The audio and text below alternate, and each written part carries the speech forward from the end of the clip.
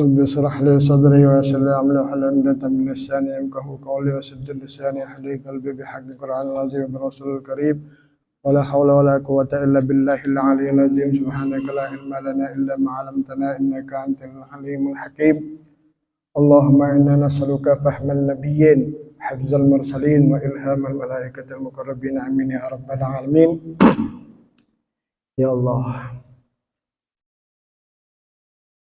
Assalamualaikum warahmatullahi wabarakatuh.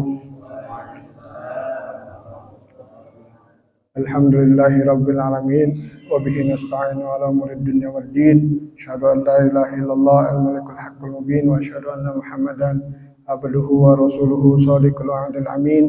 Allahumma shalli wa sallim ala sayyidina Muhammadin salatan taghfiru biha dzunub wa tafaqqu biha al-'usub wa ala alihi wa sahbihi wa sallim. أما بعد قال الله تعالى في القرآن العظيم وهو أصدق المستقيم أعوذ بالله السميع العليم من الشيطان الرجيم بسم الله الرحمن الرحيم إنه من سليمان وإنه بسم الله الرحمن الرحيم ألا تعلوا علي وأتوني مسلمين والله أعلم بمرادي صدق الله العظيم. Alhamdulillah, puja dan puji kehadiran Allah Subhanahu wa taala yang mana pada hari ini kita masih diberi nikmat oleh Allah Subhanahu wa taala, beribu-ribu nikmat sehingga kita dapat menghadiri salah satu beberapa kewajiban, yaitu sholat subuh berjamaah dan menuntut ilmu agama. Amin ya rabbal alamin. Mudah-mudahan setiap langkah kita, setiap apa yang kita niatkan, datang ke masjid ini, datang terus ke majelis ini, mendapatkan pahala yang berlipat ganda di sisi Allah Subhanahu wa taala. Amin ya rabbal alamin. Salawat dan salam tak lupa pula kita aturkan kepada junjungan kita Sayyidina wa Nabiyina Muhammad ibn Abdullah sallallahu alaihi wasallam, pada keluarganya, para sahabatnya, para tabi'in dan pada para pengikutnya hingga akhir zaman. Amin ya rabbal alamin. Kemarin sudah jelas banget penjelasan dari Ustadz Fikih tentang tafsir, tentang ilmu fikih, tentang bab sholat, jelas banget. Sekarang Al-Fakir mau menjelaskan tentang hadis-hadis, dan insya Allah besok kalau masih diberi panjang umur sama Allah, diberi sehat, diberi kesempatan, diberi nikmat, insya Allah kita mau belajar tentang tasawuf, tentang di dalam kitab Hidayatus Salikin, karangan Syekh Abdul Somad Palembani radhiyallahu an. Cerita sedikit sejarah tentang Syekh Abdul Somad Palembani yang mengarang kitab Hidayatus Salikin. Beliau di sini di Indonesia ini digelar ulama dari Pulau Jawi. Dulu itu Indonesia itu digelarnya ulama dari Pulau Jawi, mau dari Kalimantan, dari mana, dari Sabang sampai Merauke itu digelar dengan ulama Jawi, dari Pulau Jawi. Syekh Abdul Somad Palembani ini di sini 4 serangkai beliau bersahabat nuntut ilmu bareng 4 serangkai di sini. Syekh Abdul Somad Palembani dari Palembang sama Syekh Arsyad Al-Banjari Kalimantan, keturunannya Abah Guru Sekumpul, keturunan yang ke-6 Abah Guru Sekumpul, sama Syekh Abdul Wahab Al-Bugisya di Bugis di Sulawesi, sama Syekh Abdurrahman Jayakarta. Nah, siapa yang osok ziarah ke Jakarta, Syekh Abdurrahman Jayakarta itu masih 4 serangkai dari Pulau Jawi. Beliau belajar sama Syekh Muhammad Abdul Karim As-Samanil Madanil Mahdal di Madinah. Keturunannya Syekh Abdul Qadir Al-Jailani radhiyallahu anhu qaddasallahu sirrah. Beliau 4 serangkai ini mengambil Thariqah Samaniyah, karena beliau belajar sama Syekh Saman Al-Madani, Syekh Muhammad Abdul Karim. Terus dilanjutkan sama Syekh Yasin Al-Padani yang di Padang, Syekh Yusuf Al-Padani yang di Padang. Mungkin ya Pak Zamzam tahulah, mungkin kalau orang Padang mah gitu. Ada di sana. Itu masih sama belajarnya sama Syekh Muhammad Abdul Karim As-Samanil Madanil Mahdal. Beliau Syekh Abdul Somad Palembani itu berdakwanya sampai ke Thailand. Wafatnya pun di Thailand. Wafatnya di Thailand, di Fatani. Makanya di Fatani Thailand itu banyak orang Islamnya. Itu di Fatani. Namanya Syekh Abdul Somad Palembani di Fatani Thailand. Itu keturunannya ada masih Syekh Abdul Somad Palembani. Walaupun karomah-karomahnya para wali itu, walaupun orangnya sudah pindah alam, ini pernah kejadian. Itu karomahnya wali, walaupun orangnya enggak ada, tapi karomahnya tetap, rumahnya aja. Ini pernah kejadian Pak, saya yang lihat satu kampung, dua kampung kebakaran itu Pak. Kalau rumah di Palembang itu kan panggung-panggung, nah rumah panggung-panggung itu kebakarannya kayak naga Pak, terbang-terbang gini, terbang-terbang gitu. Tapi subhanallah, rumahnya Syekh Abdul Somad Al-Palembani itu enggak sedikit pun kebakar, cuman lewat itu api dari rumahnya nyebrang ke sebelah rumahnya. Subhanallahnya, walaupun orang yang enggak ada sudah pindah alam, tapi karomah para walinya tetap ada. Ini kejadian nyata, saya yang lihat sebabnya dekat rumahnya dari rumah saya Syekh Abdul Somad Palembani, dekat sampai sekarang. Wallahu a'lam. Kalau Syekh Asad Al-Banjari, kalau Syekh Abdul Somad Palembani mengarangnya kitab Hidayatus Salikin. Kalau Syekh Asad Al-Banjari Ar-Risalah itu bikinnya. Syekh Abdul Wahab Al-Bugisya, Syekh Abdul Rahman Jayakarta 4 serangkai, sama Syekh Yasin Al-Fadani, ditambahi Syekh Yusuf Al-Fadani, ditambahin. Itu semua belajar sama Syekh Muhammad Abdul Karim As-Samanil Madanil Mahdal, keturunannya Syekh Abdul Qadir Al-Jailani Qaddasallahu sirra. Itu jadi sekilas tentang sejarahnya Syekh Abdul Somad Palembani. Ini kitabnya, kitab Hidayatus Salikin. Nah, alhamdulillah saya pernah belajar dulu tahun 2000-an Pak. Saya pernah belajar sama ini guru-guru yang pernah belajar sama Syekh Abdul Somad Palembani. Nurun sampai sekarang masih ada yang nurunin ilmunya. Karena Palembang, Kalimantan, Bugis, Jayakarta sama torikohnya, bukan toriko ini ya. Kalau torikonya sesaman, pelajarannya sama itu, sama karena satu guru beliau. Kita mah di sini mah mencoba untuk belajar tasawuf. Karena apa? Dauhan ulama itu, kalau orang yang belajar fikih saja tidak belajar tasawuf, dia menjadi orang fasik. Itu. Kalau dia cuma belajar tasawuf aja, tidak belajar fikih dan belajar tauhid, maka akan menjadi zindik. Gitu.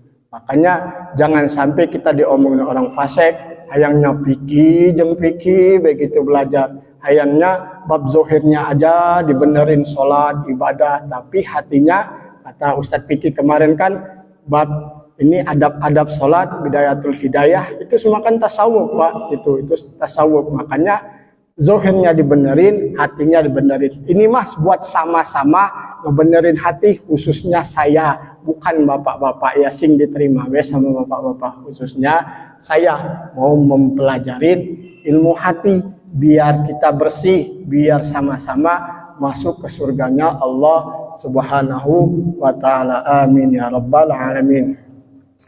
Qala mu'allif rahimahullah taala wa nafa'ani bidarin amin.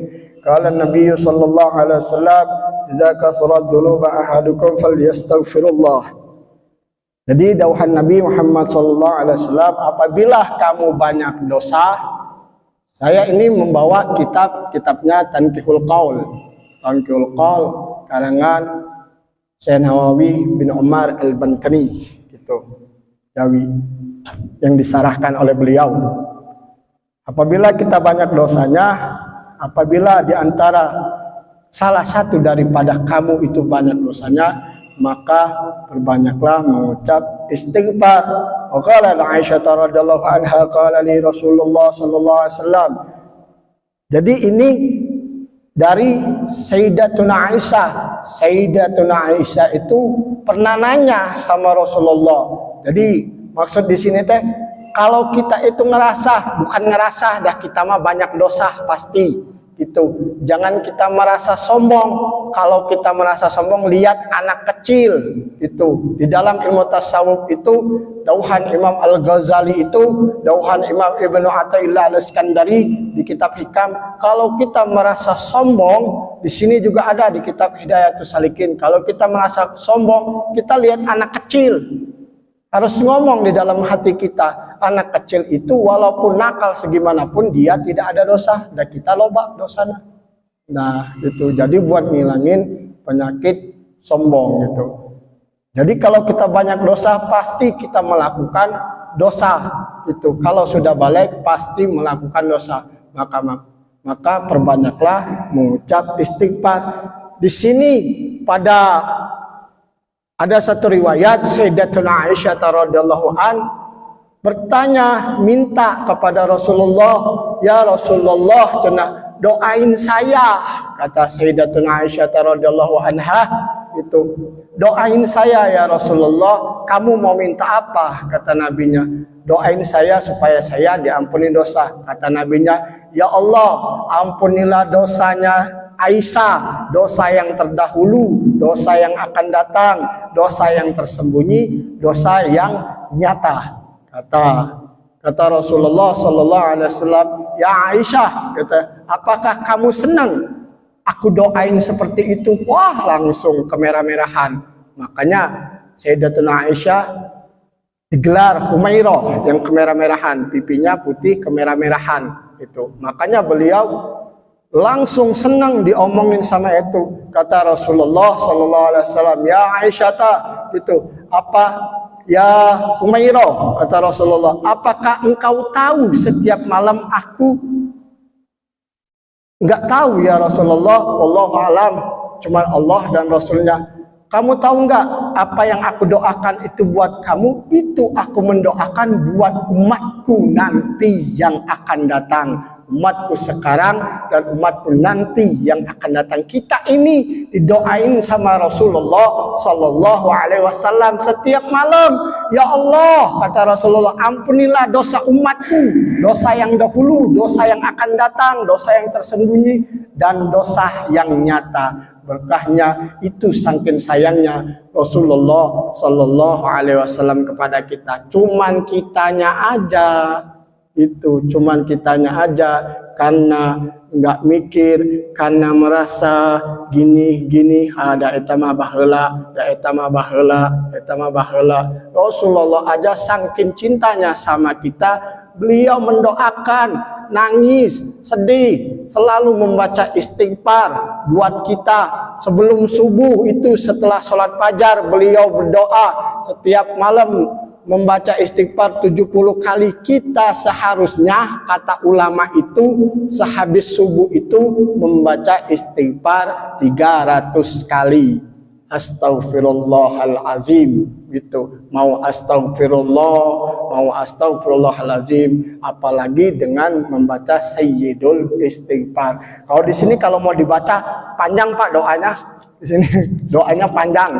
Doanya Sayyidul Istighfarnya panjang. Itu bukannya yang Allahumma anta rabbi la ilaha illa anta khalaqtani, panjang lagi di sini doanya. Nah, jadi yang biasa dibaca istighfar, astagfirullahalazim, rabbi fili gitu. Itu ya Rabbi bil Mustafa baligh maqasidana, silahkan. Bahkan malahan hadisnya di sini, Allah itu paling senang kalau ngelihat hambanya itu berdoa meminta ampun sambil merengek, sambil nangis, walaupun tangisannya tangisan buaya, ataupun tangisannya Pak Ayahnya itu. Kalau kita mah Pak Ayah, kalau Bu Ayah mah di sebelah ya. Itu tangisannya Pak Ayah. Itu. Jadi makanya kita itu jangan merasa kita bangga, oh dah nggak ada dosa. Makanya dauhan Sayyidina Ali karramallahu wajhahu radhiyallahu an, laula khamsun khisalin lasarun nasu kulluhum salihin. Kalau tidak ada dengan yang 5 perkara ini, maka semua orang itu pasti akan menjadi orang soleh. Yang pertama apa? Kata Sayyidina Ali karramallahu wajhah, al-qana'a bil jahl. Puas, katanya. Puas dengan merasa puas dengan kebodohan. Nah, jadi kita itu karena kita merasa puas dengan kebodohan, puasnya gimana? Ada cekap, beda ilmu masakia. Anu penting mah sholat, gitu. Anu penting mah bisa sholat, anu penting mah bisa baca Fatihah, gitu. Padahal kemarin Ustaz Fikri sudah ngejelaskan tentang tajwid, tentang adab-adabnya sholat, gitu. Karena kita merasa puas dengan kebodoh, ada cekap orang masakia, orang masakia. Jadi ilmu itu tidak ada yang cukup, Pak, harus kurang. Banyak orang gitu tetoma, sedangkan sama dunia aja kita bisa toma, masa dengan ilmu kita tidak bisa toma? Gitu. Dengan ilmu aja kita tidak bisa toma, masa dengan dunia kita bisa toma? Dengan ilmu kita bisa toma. Kudunya lebih, dengan ilmu itu kita bisa toma. Ustadz Fikri ngajarin ini, pengen yang lain, pengen yang ini. Ada ustadz ini samper, ustadz ini samper. Pokoknya mah belajar, paling dia mati di jalan, Pak, gitu. Udah mati masuk surga.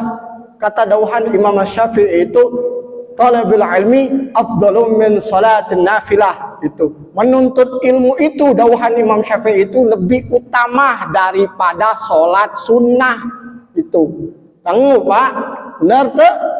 Kata dauhan Imam Syafi'i itu, menuntut ilmu itu lebih utama daripada sholat sunnah.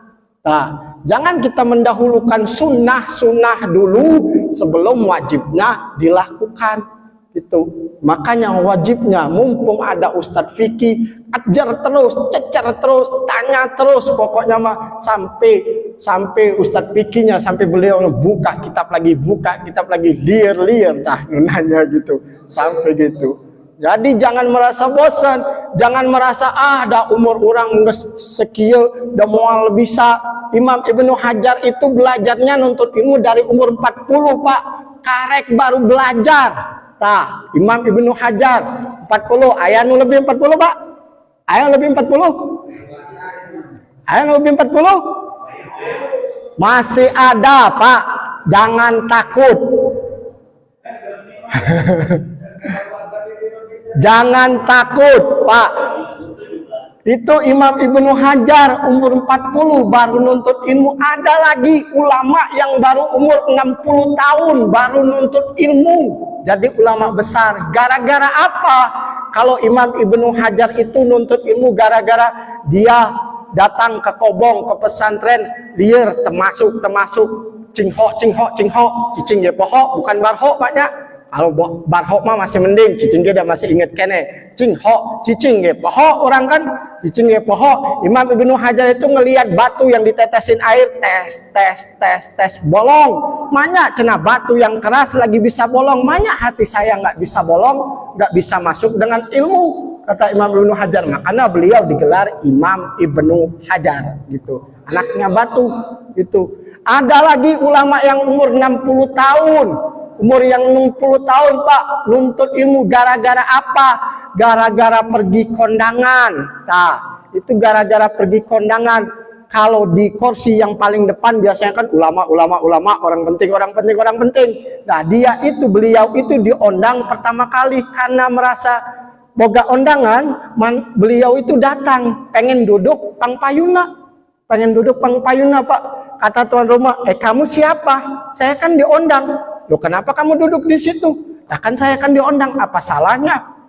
Kamu duduknya di belakang, apa bedanya di depan sama di belakang? Kalau di belakang mah kursi plastik, di depan mah kursi sofa. Apa bedanya? Kata ulama tadi umur 60, katanya, apa bedanya? Kalau di sini kursi yang sofa ini buat ulama semua, buat ajengan semua. Kamu tamu, orang biasa duduknya di belakang, di kursi plastik. Mulai saat itu beliau nuntut ilmu, aing hayang jadi ulama biar duduk di depan. Nah, makanya jangan takut, jangan merasa kendor. Biasa, ada cingho mah, kurang ngaji cingho.